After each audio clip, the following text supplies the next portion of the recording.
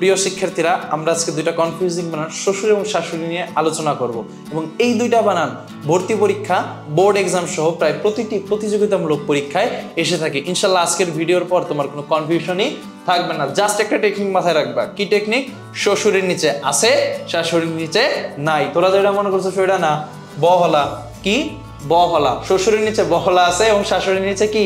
বহলা নেই। এবং আরেকটা জিনিস মাথায় রাখতে হবে, সেটা কি? র আছে দুইটা, একটা আছে স্বাভাবিক র আর একটা আছে ডয় শূন্য র। স্বাভাবিক কোনটা? প্রথম র স্বাভাবিক, পরের র ওইটা কি?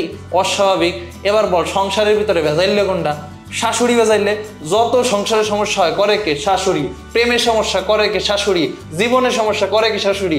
সংসার ভাঙ্গে কে? শাশুড়ি। তাহলে ওর ক্ষেত্রে ইউজ করবে অস্বাভাবিক র। তাহলে শ্বশুরে হবে স্বাভাবিক র আর শাশুড়িতে কি? অস্বাভাবিক র। আশা করি তোমরা বিষয়টা বুঝতে পেরেছো।